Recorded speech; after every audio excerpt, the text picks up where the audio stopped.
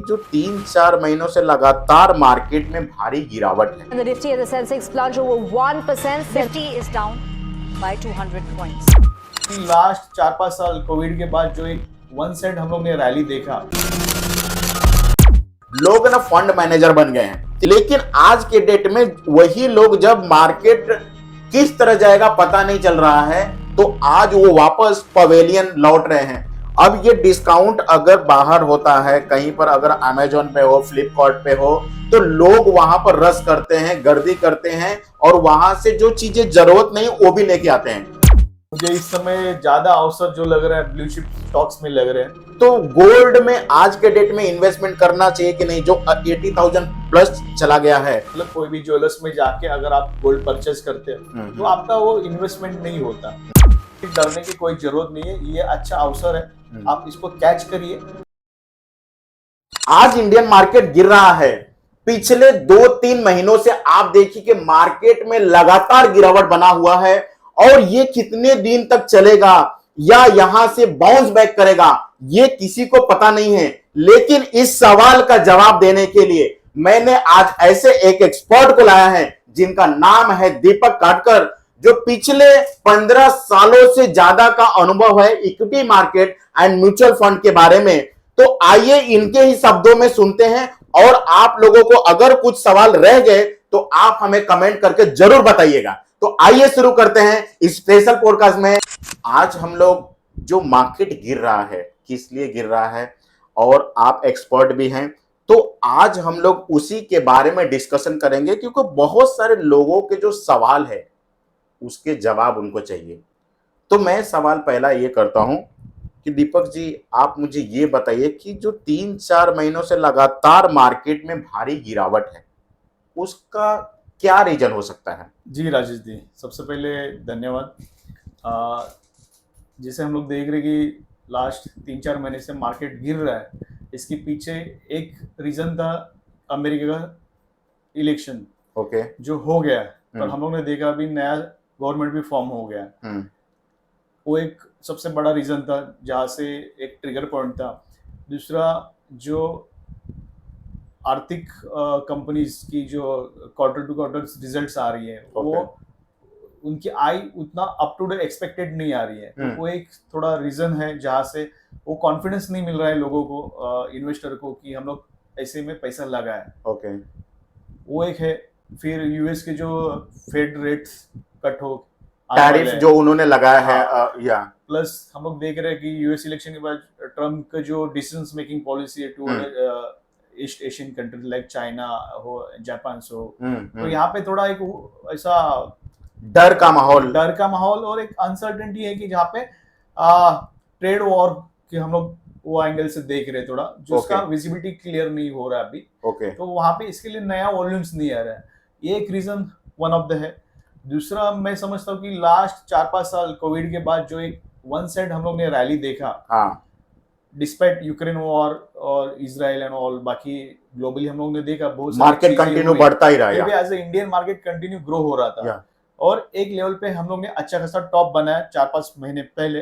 But वहां से अगर मार्केट अभी डाउनफॉल हो रहा है, वो भी एक करेक्शन प्रॉफिट बुकिंग का रीजन है। और हम लोग देखा कि उसके मार्केट के वैल्यूएशंस भी काफी हाई हुए थे, जहाँ पे हम लोग बहुत सारे एक्सपर्ट लोग बोल रहे थे कि बबल्स भी हो रहा है। बट मैं समझता हूँ एक हेल्दी साइन है, जो एक चढ़ते हुए मार्केट को उसमें गिरावट आना उसको बड़ी बात नहीं है। ओके, तो इसको लेकर के मतलब क्या लगता है कि ये मार्केट रिकवरी करेगा, बाउंस बैक करेगा? क्या लगता है कितने महीनों कितने दिनों के बाद में ये सारा कर सकता है? डेफिनेटली मार्केट आज एग्जैक्टली डेट वाइज कोई भी हम लोग बोल नहीं सकते कि ये डेट से जाएगा। बट हम लोग ने हिस्ट्री में देखा है 2008 का मार्केट फॉल देगा, रिसेंटली हम लोग 2020 में जो कोविड का फॉल देगा, जहाँ पे लोगों को अनसर्टेनिटी नहीं लग रहा था। मेरे काफी इन्वेस्टर है जो डर गए थे वहां पे कि आगे क्या है, कैसा करेंगे। तो वो टाइम पे उनको मैं एक ही चीज बोला था जो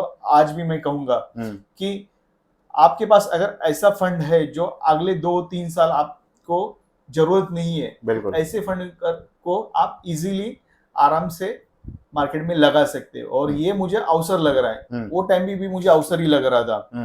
भले आज मार्केट नीचे गिरा, आज 10 to 15% मार्केट करेक्शन हुआ है, तो कुछ ऐसा बड़ी गिरावट नहीं है जो हम लोग ने कोविड में देखा था। बट ड्यू टू मार्केट में हो जाता है कि मार्केट काफी 4-5 साल से हम लोग ने चढ़ते हुए देखा था कंटिन्यूअली, इतना बड़ा एक लॉन्गर टाइम का हम लोग करेक्शन नहीं देखा था। तो ऐसे में लोगों के इसमें स्वाभाविक है कि वो डर है उनके मन में, बट मैं उनको यही बताऊंगा कि डरने की कोई जरूरत नहीं है। ये अच्छा अवसर है, आप इसको कैच करिए। आप इक्विटी म्यूचुअल फंड हो गया, इक्विटी शेयर्स में हो गए, आप यही मौका है, यही टाइम है, आप इसमें इन्वेस्ट करिए। और आपका इन्वेस्टमेंट का व्यू एटलीस्ट 3 years प्लस होना चाहिए। हाँ, यहाँ से मार्केट हो सकता है 3 महीना ले, 4 महीने ले रिकवर होने के लिए, और मुझे तो लगता है अब वो टाइम समय आ गया है कि यहाँ से मार्केट रिकवरी होना शुरू होगा। एक ऐसे नहीं कि एकदम से फटक से स्पाइक आएगा और मार्केट वापस नया टॉप मारेगा, but gradually study market will be growing. एक अनदर आई गेस मुझे लगता है जून जुलाई के बाद एक कॉर्पोरेट के अर्निंग अच्छे रिकवरी होने के संकेत मिल रहे हैं, और इंडियन इकोनॉमी भी अच्छा ग्रोइंग कर रही है, तो आगे स्कोप है। ओके, तो स्कोप को लेकर के मैं एक बात करना चाहूंगा कि जिस तरह से 2020 में आपने देखे कि डीमैट अकाउंट इतने ओपन हुए, इसी तरह से अगर आप 2024 का भी डेटा देखें तो डीमैट अकाउंट लगातार खुल रहे हैं, मतलब इंडिया में इन्वेस्टर बढ़ते जा रहे हैं, ठीक है। बट जो ये माहौल इस समय बना हुआ है कि पहले लोग क्या करते थे कि कहीं पर भी पैसा लगा दिया, पैसा बन जाता था, तो एक ऐसा लगता था कि सबको जानकारी हो चुकी है, लोग ना फंड मैनेजर बन गए हैं, ठीक है ना। उनको ऐसा लगता था कि मुझे किसी एडवाइजर की जरूरत नहीं है। लेकिन आज के डेट में वही लोग जब मार्केट किस तरह जाएगा पता नहीं चल रहा है, तो आज वो वापस पवेलियन लौट रहे हैं। इसको लेकर के कुछ आप बोलना चाहें तो। जी, मुझे लगता है कि इसके 2 पहलू है। एक जो काफी यंगस्टर्स इक्विटी मार्केट्स में आ रहे हैं, हम लोग ने पोस्ट कोविड भी ट्रेंड देखा है कि काफी यंग बच्चे लोग जो 12 या जो कॉलेजिंग्स है वो बच्चे इसमें आ रहे हैं और इन्वेस्टमेंट कर रहे हैं। ड्यू टू इसका एक रीजन है कि सोशली भी काफी हाइप हुआ है, और यहाँ पे कैसे हम लोग देखे कि झटपट पैसा बन रहा है, जो जैसे मैंने बोला कि 3-4 साल से मार्केट कंटिन्यू बढ़ रहा है, तो कोई भी शेयर्स में हम लोग इन्वेस्ट कर रहे हैं तो वो बढ़ते ही जा रहा है। बिल्कुल। तो यहाँ पे लोगों का जो प्रॉफिट बढ़ गया था, और इजीली कोई भी शेयर्स लेते हैं उसमें इमीडिएटली मूवमेंट आ जाता है, क्योंकि ट्रेंडिंग मार्केट में तो कोई भी चीज चलता है। बिल्कुल, वो एक है। दूसरी बात, काफी मतलब अवेयरनेस भी आ गया है, जिसमें आपको मैं धन्यवाद करता हूँ कि आप जो सोशल मीडिया से आप लोगों को अवेयरनेस दे रहे हैं, एक बहुत अच्छा काम हो रहा है। और आपके जैसे बहुत सोशल मीडिया पे ऑलरेडी कर रहे हैं इन्फ्लुएंसर है जो काफी अच्छा काम कर रहे हैं, जिससे लोगों को एक समझ में आ रहा है कि कहाँ पे पैसा लगाना चाहिए, क्या अवॉइड करना चाहिए। प्रीवियसली हम लोगों ने देखा कि एक ट्रेंड ऐसा था कि लोग इन्वेस्टमेंट के नाम पे बैंक में एफडीज करते थे, बट धीरे धीरे वो अभी चेंज होते जा रहा है, और नया इन्वेस्टर जो आज का यंग इन्वेस्टर है वो इक्विटी को प्रेफरेंस दे रहा है। तो दीपक जी मुझे ये बताइए कि अगर एक व्यक्ति है जो फाइनेंशियल प्लानिंग करना चाहता है एंड वो चाहता है कि मेरा पैसा अच्छा ग्रो हो, तो आपको क्या लगता है कि उसका व्यू कितने सालों का होना चाहिए? मतलब अगर एक लॉन्ग टर्म इन्वेस्टर है तो उसके लिए एक प्रॉपर प्लानिंग करके लेना है, तो कितने सालों का उसका इन्वेस्टमेंट होराइजन होना चाहिए? जी, बिल्कुल सही सवाल है। ये सवाल थोड़ा ब्रीफली मैं देना चाहता हूँ कि I am a certified financial planner. So जहाँ से मतलब फाइनेंशियल प्लानिंग की शुरुआत होती है वो थोड़ा डिटेल में मैं आपको बताता हूँ। डिटेल इन द सेंस कि उसका बेस क्या होना चाहिए। तो हम कोई भी फाइनेंशियल प्लानिंग करते हैं तो सबसे पहला आपका नीचे बेस रिस्क से कवर होता है। आपका पहला रिस्क कवर होना चाहिए फाइनेंशियल प्लानिंग में।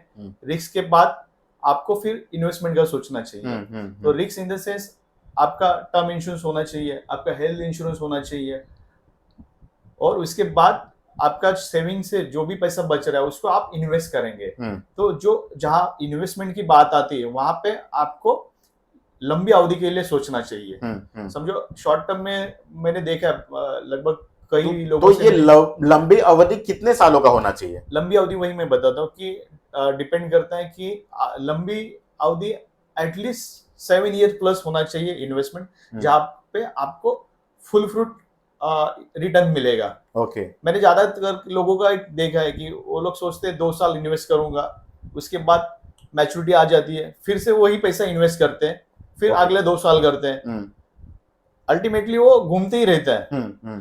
बट हम लोग पहले से ही लॉन्ग टर्म व्यू रखते हैं, तो हम लोग अच्छा एग्रेसिव फंड में जा सकते हैं जहाँ पे आपका अच्छा पैसा बनेगा। तो इस समय जैसा मार्केट चल रहा है, इसके हिसाब से आपने बताया है कि मार्केट में इस समय डिस्काउंट चालू है, ठीक है। अब ये डिस्काउंट अगर बाहर होता है कहीं पर, अगर अमेजोन पे हो, फ्लिपकार्ट पे हो, तो लोग वहां पर रश करते हैं, गर्दी करते हैं और वहां से जो चीजें जरूरत नहीं वो भी लेके आते हैं।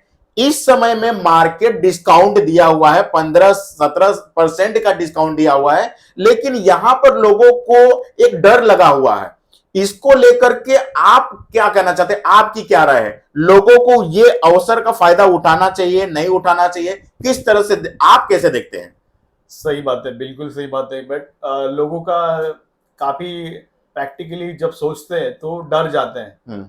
जैसा आपने अमेजोन की बात कही, वहां पे हम लोग प्रोडक्ट परचेस कर रहे हैं, कुछ डिस्काउंट हो रहा है जिसकी जरूरत नहीं वो भी हम लोग खरीदते हैं क्योंकि वहां पे डिस्काउंट मिल रहा है। बट यहाँ पे सीधी बात आती है आपके पैसे से, और यहाँ पे चूंकि आपको अच्छा खासा टाइम पे डिस्काउंट में मिल रहा है, बट आप डर रहे हैं क्योंकि आपको लगता है यहाँ से मार्केट और गिरेगा, तो इसके लिए वो इन्वेस्टर को कॉन्फिडेंस नहीं मिल रहा है। बट जो दिग्गज आप सभी को पता है, वॉरेन बफेट, उन्होंने भी वही बोला और सबको पता भी ये चीज, बट एक्चुअली वो फॉलो नहीं होता। But this is a right time to follow the things. जहाँ पे मार्केट अगर गिरा है तो हम लोग अभी से अपना खुद को चेंज करेंगे, खुद का एक बोलते हैं ना डिसिप्लिन मैनर में हम लोग यहाँ से वो चीजें फॉलो करेंगे जिससे रियली वेल्थ बनेगा।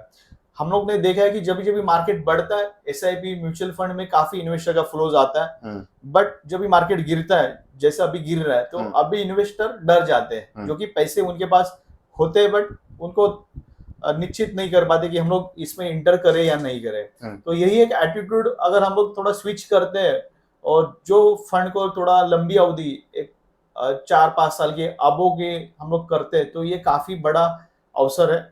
और मैं बोलता हूँ ऐसे अवसर खोने नहीं चाहिए, आप आंख बंद करके ऐसे में इन्वेस्ट करना चाहिए। जैसे आपने बताया कि वॉरेन बफेट, तो वॉरेन बफेट का एक शब्द है जिसको आज के डेट में जरूर लोगों को फॉलो करना चाहिए कि वो बोलते हैं कि जब लोग फियरफुल हो तो आपको ग्रीडी होना चाहिए, exactly. और जब वो ग्रीडी हो तो आपको फियरफुल। तो इस समय में क्या चल रहा है कि लोग डरे हुए, तो आपको ग्रीडी होना चाहिए। exactly. बराबर है, ये होना चाहिए। और एक चीज और मैं बताता हूं कि ये मार्केट देखिए एक झूले की तरह काम करता है। जैसे झूला में अगर झूला ऊपर जा रहा है तो झूला नीचे भी आएगा, ठीक है, फिर नीचे आया तो ऊपर भी जाएगा। कोई भी झूला आपने देखा कि खाली नीचे ही है, नहीं है ना? तो इसी तरह से मार्केट भी है, मार्केट में ये झूले का कार्यक्रम चल रहा है।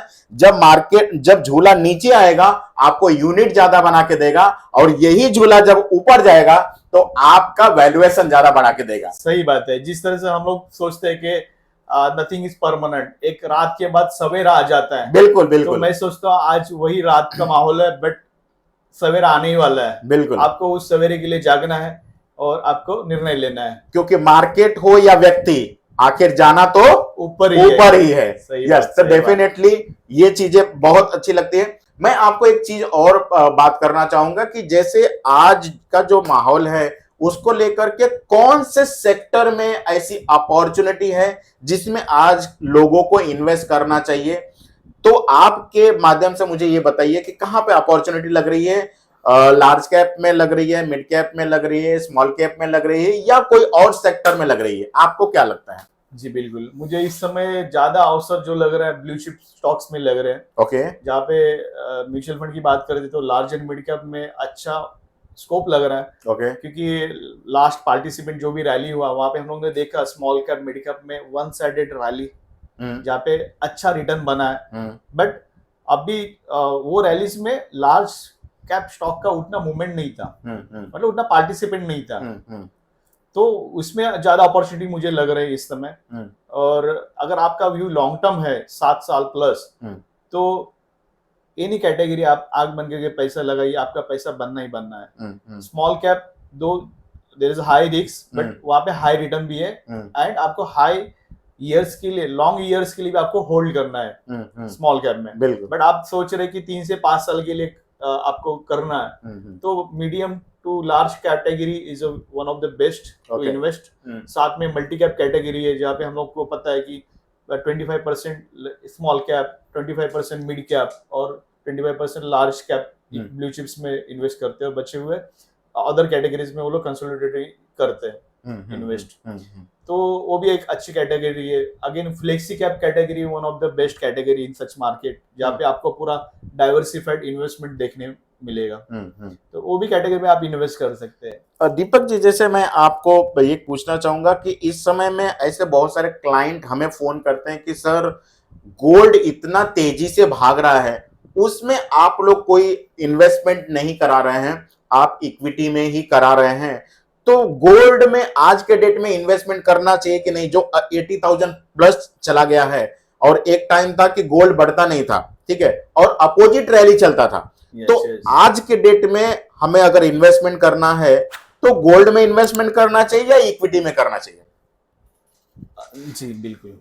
यहाँ पे क्या है कि गोल्ड एक आप गोल्ड अगर फिजिकल गोल्ड में इन्वेस्ट करते हैं तो बातें अलग है। आप इलेक्ट्रॉनिक्स मोड में गोल्ड में इन्वेस्ट करते हैं तो बातें अलग होती है। आप इन्वेस्टमेंट की बातें करते हैं और आप जाके फिजिकल में कल्याण मतलब कोई भी ज्वेलर्स में जाके अगर आप गोल्ड परचेस करते हैं तो आपका वो इन्वेस्टमेंट नहीं होता, वो आपका एक एसेट बन जाता है जो आप फ्यूचर में most of the time liquidate नहीं करते, क्योंकि आपका सेंटिमेंट्स उस गोल्ड उस ऑर्नामेंट से जुड़ा होता है।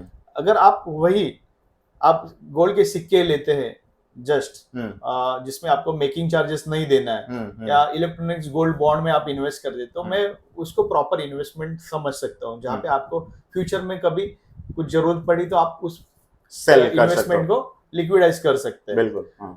जहाँ पे हम लोग कंपैरिजन करते गोल्ड लू या म्यूचुअल फंड या इक्विटी शेयर्स लू, तो हम लोग दोनों में कंपेयर करते हैं प्रोडक्ट में, तो दोनों की अपनी अपनी अलग विशेषता ही है। जहाँ पे हम लोग पास देखेंगे तो equity is always on a top, जिसने ऑलवेज ऑल सेगमेंट, आपका गोल्ड हो गया, आपका रियल एस्टेट हो गया, एनी अदर इन्वेस्टमेंट प्रोडक्ट, उसको इक्विटी ने लास्ट 30-40 ईयर से बीट किया है अक्रॉस द वर्ल्ड। कोई भी आप डेटा लीजिए, तो आपको आपका व्यू क्या है, आपका शॉर्ट टर्म टारगेट क्या है, आपका गोल क्या है, उसके ऊपर निर्भर करता है कि आप किस में इन्वेस्ट करना चाहिए। अगर आपको नॉर्मल इन्वेस्ट कर रहा है, और सबसे पहले आपको वो भी देखना है कि आपके पास एलोकेशन कितना है, आप कितना फंड इन्वेस्ट कर रहे हैं। अगर आप बोल रहे हैं कि मैं ₹1,00,000 इन्वेस्ट कर रहा हूँ जिसमें मुझे गोल्ड भी लेना है, इक्विटी भी लेना है, तो उसमें कोई सेंस नहीं बनता है। बट यस, आपको अगर 50 लाख से कुछ इन्वेस्ट करना है तो मैं कहूंगा आप 40 लाख का इक्विटी में इन्वेस्ट करिए, 10 लाख का एक गोल्ड का पोर्टफोलियो, वो भी इलेक्ट्रॉनिक्स मोड में गोल्ड खरीद दीजिए, ताकि थोड़ा एक बैलेंस हो जाएगा। दूसरा यहाँ पे और एक आपको डायरेक्टली गोल्ड और इक्विटी का कॉम्बिनेशन चाहिए, तो जैसा हाइब्रिड कैटेगरीज के फंड है, बाकी के भी फंड्स है जहाँ पे गोल्ड्स में भी और कमोडिटीज में भी इन्वेस्ट होता है, 30% 40% बचा हुआ इक्विटीज में जाता है। ऐसे फंड्स में भी हम लोग कर सकते हैं, तो वो एक अपॉर्चुनिटी है यहाँ पे। बहुत अच्छा आपका आंसर आपने दिया दीपक जी। जैसे मेरे पास में एक क्लाइंट आए थे जिन्होंने बोला कि आज के डेट में सर मुझे गोल्ड में इन्वेस्टमेंट करना है। वो मैंने उनको गाइड किया कि सर जो चीजें टॉप पे जा चुकी है उसमें आप इन्वेस्टमेंट करना चाहेंगे, या जो आज के डेट में बॉटम आ गई है वहां पे इन्वेस्टमेंट करना चाहेंगे। तो उन्होंने खुद से ही बताया कि जो बॉटम में मिल रही है, सस्ते मिल रही है, उसमें करना चाहिए। तो मैंने बोला कि सर आज के डेट में गोल्ड में अपॉर्चुनिटी नहीं है, आज के डेट में इक्विटी में अपॉर्चुनिटी है, उसमें इन्वेस्टमेंट कर दीजिए, आपको गोल्ड को वो बीट कर देगा आने वाले कुछ ही समय में। तो उनको मेरा ये आंसर सुन करके बहुत अच्छा लगा, क्योंकि उनके बार बार माइंड में आ रहा था कि सेफ्टी सेफ्टी सेफ्टी सेफ्टी के लिए क्या है गोल्ड, सेफ्टी के लिए गोल्ड है। लेकिन मैं एक चीज बताना चाहूंगा कि मैं अपनी माँ का बात बताना चाहूंगा कि आज से 40 साल पहले मेरी मम्मी ने 3-3.5 हजार तोला का गोल्ड लिया था। आज के डेट में उस गोल्ड का प्राइस 80,000 प्लस हो चुका है, लेकिन उस गोल्ड को आज लिक्विडेट नहीं हो रहा है, मतलब उसको सेल नहीं किया, तो उस गोल्ड का मतलब क्या है? ठीक है ना। तो अगर वही चीजें आपने आज से 40 साल पहले 3,000, 5,000, 10,000 लगाए होते इक्विटी में, और आज वो समझो कि 15 लाख हो गया होता, तो डेफिनेटली आप उसको यूज करते, ठीक है ना। यूज करते हैं। तो ये चीजें हैं कि इक्विटी कभी भी आप इनकेस कर सकते हैं, एंड गोल्ड आप हमेशा उसमें क्या लगा होता है, सेंटिमेंट्स होते हैं। बिल्कुल, इस वजह से हम उसको नहीं कर पाते हैं। सही बात। या तो ये बहुत अच्छा हम लोगों ने ये जो डिस्कशन किया, यही चीजें हम अपने क्लाइंट पे बताते हैं। क्या अब गोल्ड की बात निकली तो मैं थोड़े मेरे यंगस्टर इन्वेस्टर्स की बात बोलता हूँ। मेरे पास मैंने लगभग काफ़ी 400-500 क्लाइंट को, फीमेल क्लाइंट्स को मैं पर्सनली मिलके उनका मैंने इन्वेस्टमेंट किया है। ओके। मोस्ट ऑफ द आज की युवा महिलाओं का वो है कि उन्हें गोल्ड उतना अट्रैक्टिव नहीं लग रहा है, अब नहीं लग रहा है, इक्विटी लग रहा है। या हाँ। वो एक टाइम था जो हमारी मम्मीज का या लेट लेडीज बिल्कुल, मम्मी गोल्ड को भाभी पहला या प्रायोरिटी देते थे, बट आज की जो 25 साल की कोई युवती है जिसको इन्वेस्ट करना है, वो चाहती है कि गोल्ड में कुछ नहीं कर रहे, और उनको गोल्ड का उतना क्रेज नहीं है या, हाँ। कि चलो मैं गोल्ड पहनूं, ये करूं वो करूं, तो वो क्रेज नहीं उनको। वो लोगों का अभी वो शिफ्टिंग हो रहा है सोच गोल्ड के बारे में। तो मैं एक अच्छी बात है जो मैंने नोटिस किया है ड्यूरिंग ऑल क्लाइंट्स विजिट, तो वहाँ पे उनका ज्यादा करके इक्विटी मार्केट, म्यूचुअल फंड्स में काफी प्रायोरिटी दिया है लोगों ने, और वहाँ पे अच्छा रिटर्न बना है। क्योंकि हम लोग ने देखा गोल्ड में भी पैसिव कुछ नहीं था, रिटर्न्स एक स्टक हुआ था बहुत साल से, बट लास्ट एक साल से आई गेस 60-65 टू अभी 80 तक पहुंच गया है। 1-1.5 साल में गोल्ड में रैली आई है, बट यहाँ से आगे जाके गोल्ड एक सीमा 1 लाख तक होगा, तो कितना रिटर्न बनेगा? और वही बात है ना कि भले गोल्ड डबल भी हो जाएगा, आप बेचने तो नहीं वाले हो, क्योंकि अगर आपने ऑर्नामेंट या कुछ बनाई है तो वो एक अपना सेंटिमेंट्स होता है, फिर वो लिक्विडेट होता ही नहीं है, वो तो आपके पास सालों साल पड़ा ही रहता है। आज भी मेरे मम्मी के पास दादी जी का पुराने चलते हैं पड़ा हुआ है गहने, वो सब है, और हम लोग नहीं बेचते कभी, मतलब कुछ वो माइंड में आता भी नहीं है, तो वो प्रॉपर इन्वेस्टमेंट होता नहीं है। और यहाँ से आगे जो यंग लोगों का एक है कि गोल्ड छोटा सा यूज के लिए एक रिंग या छोटा कर लिया, बाकी most of the they are investing in equity market, तो एक अच्छा साइन है। और देखा है कि काफी युवाओं में वो चेंजेस आ रहा है, जो वो लोग का इन्वेस्टमेंट का व्यू बदल रहा है, तो एक अच्छे संकेत है उभरते हुए भारत के लिए, एक नया भारत है। तो जैसे अभी बहुत अच्छा ये सब बातें चल रही है, उसी के रिलेटेड मैं ये बोलना चाहता हूँ कि मुझे लगता है कि अभी जो इस तरह से मार्केट में डर का माहौल चल रहा है, और ये टैरिफ के वजह से भी टैरिफ वॉर एक जंग छिड़ा हुआ है, तो मुझे लगता है कि अभी इंडिया में ऐसी अपॉर्चुनिटी आ चुकी है जिसको बोलते हैं मेक इन इंडिया, ठीक है ना। अब मेक इन इंडिया अब चलने के लिए बहुत स्पीड में जाएगा, तो मैं ऐसा इसको देख पा रहा हूं, बहुत अच्छी तरह से देख पा रहा हूं कि अगर आज लोग जो दूसरे देशों पर विश्वास करते थे, फॉरेन के देशों में विश्वास करते थे कि वहां पर इन्वेस्टमेंट करना चाहिए, अब उनको ऐसा न देख करके अब उनको भारत के ऊपर देखना चाहिए, क्योंकि अब यहां से मेक इन इंडिया चलने वाला है। हमारे पास में इतने चीजें हैं कि हमें दूसरे देशों की तरफ देखने की जरूरत नहीं है, हम यहां पर ही बनाएं और यहां पर ही बेचें, हमें एक दूसरे की जरूरत नहीं पड़ेगी, ठीक है। तो आने वाले समय में मुझे ऐसा लगता है कि मेक इन इंडिया बहुत तेजी से चलने वाला है, और ये टैरिफ का वार भी धीरे धीरे खत्म हो जाएगा, क्योंकि मोदी जी को भी कम नहीं समझना है, ये भी कुछ ना कुछ सोचते ही होंगे, और बड़ा अच्छा मुझे लगता है कि न्यूज लेकर के आएंगे। बिल्कुल सही बात कही राजेश जी, मैं आपकी बात से एकदम वाकिफ हूँ।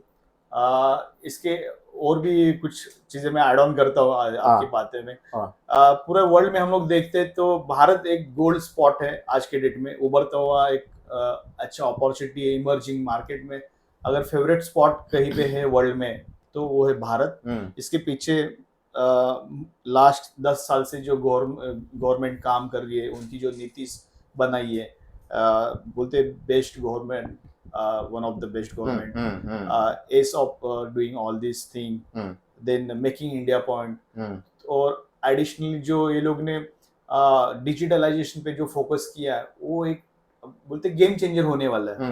वर्ल्ड में उतना डिजिटलाइजेशन में हम लोग टॉप में आज के टाइम में है। और जो अभी मार्केट जिस तरह से मतलब जा रहा है आगे डिजिटलाइजेशन, वो इंडिया में काफी जबरदस्त ट्रेंडिंग होने वाला है और ऑलरेडी हुआ है, जिसके पीछे अभी हम लोग देख रहे हैं कि लोगों को अकाउंट में कुछ डायरेक्टली गवर्नमेंट्स के बेनिफिट्स आना चालू हुआ है। रिसेंटली महाराष्ट्र में लाडली बहन उसके भी पैसे आ रहे हैं, भले छोटे अमाउंट है बट वो एक इन्वेस्टर के पास आ रहे हैं। और आजकल मंडी में भी जाते हैं तो फटक से कोई भी जीपे मार देता है या कोई भी डिजिटल यूपीआई से पेमेंट कर देता है, वो सारा पैसा इकोनॉमी में घूम रहा है।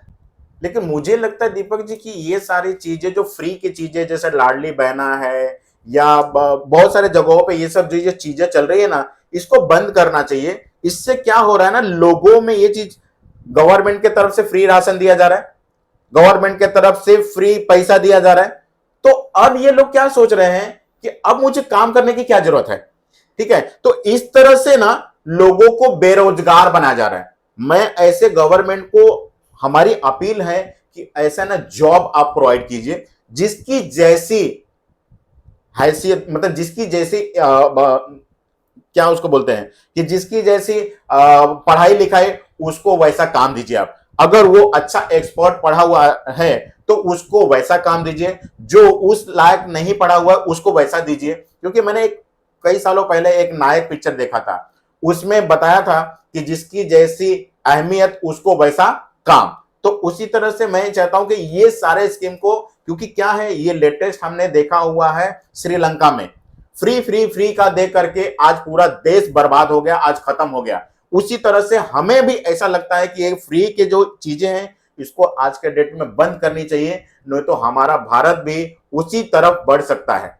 क्योंकि लोगों को एक गलत आदत अब धीरे धीरे लगा रही गवर्नमेंट, जिसको हमें तुरंत बंद करना चाहिए।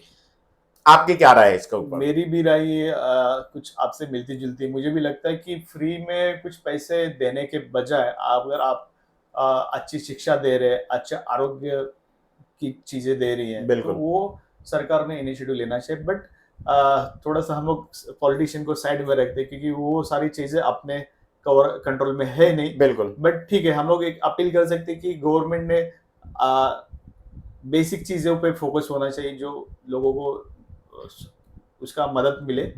बाकी मैं जो हम लोग बोल रहे थे कि इंडिया का क्या रोल है ग्लोबल इकोनॉमी में, तो हम लोग ने देखा सबसे टॉप की इकोनॉमी है यूएस आज के टाइम में। US all economy is based on consumption story, वहां पे सब कंजम्पशन थीम चलती है और उसी की बेस इकोनॉमी इतना बड़ा हुआ है। आज अगर हम लोग एक इंडिया 1 पे है तो यूएस 85 पे है, अपने से 84-85 टाइम्स वो लोग आगे है बिल्कुल एज अ जीडीपी और पर capital income and all.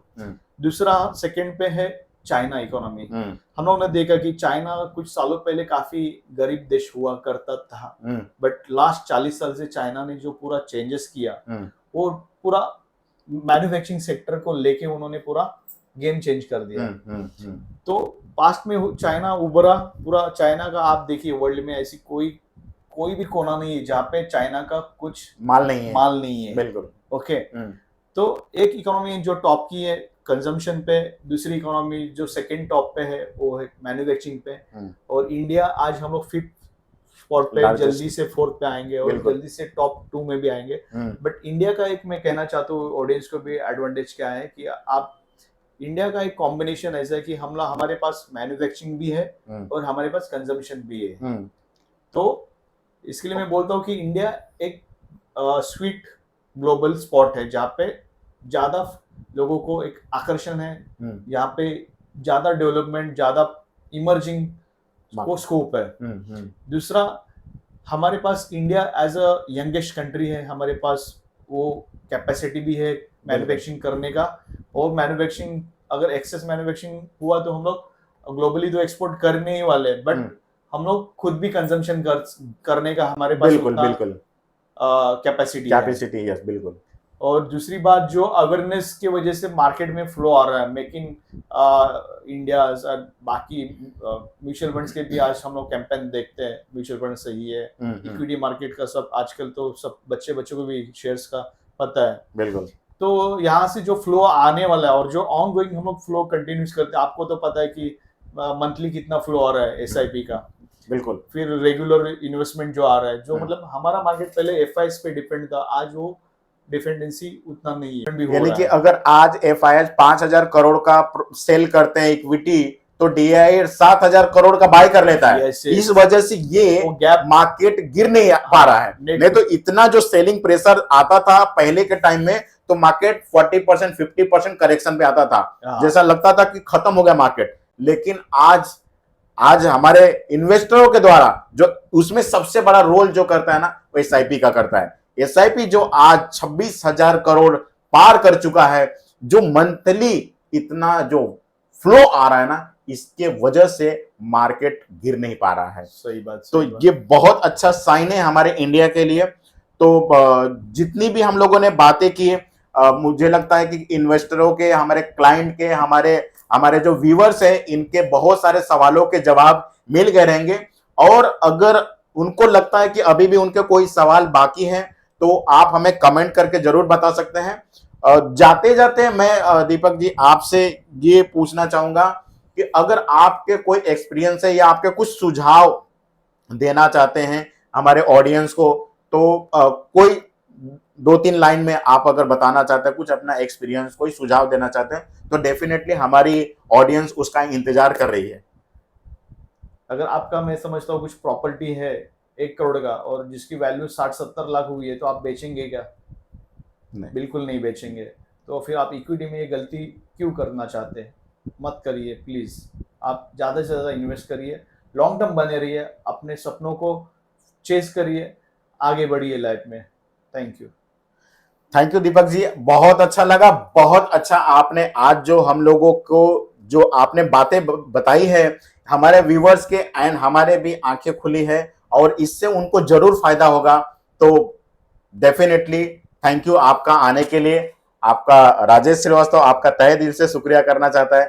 Thank you Deepak ji. आपने भी मुझे मौका दिया, काफी अच्छा लगा। मैं आया आपके यहाँ पे, आज बिजी शेड्यूल था, बट आने के बाद बहुत खुशी हुई। आपने जो अच्छा सेटअप बनाया है और आप जो लोगों की सेवा कर रही है, बहुत पुण्य का काम कर रहे हैं। आप एक अंधेरे में उजाले का काम कर रही है राजेश जी, और मैं आपको शुभकामना देता हूँ। आपका काम ऐसे ही निरंतर चलते रहे और आप लोगों के जीवन में एक अच्छा प्रकाश डालिए। और आप देख रहे हो, मैं आप अच्छा ही कर रहे हैं बहुत कुछ। थैंक यू दोस्त, थैंक यू। तो दोस्तों, मार्केट रिलेटेड जो भी आपके सवाल होंगे वो तो कंप्लीट हो ही गए होंगे। अब आपको क्या काम करना है, आपको इस वीडियो को लाइक और शेयर कर देना है, और अगर आप इस चैनल पर नए हैं तो सब्सक्राइब करना ना भूलें। मिलते हैं अगले वीडियो में, तब तक के लिए जय हिंद।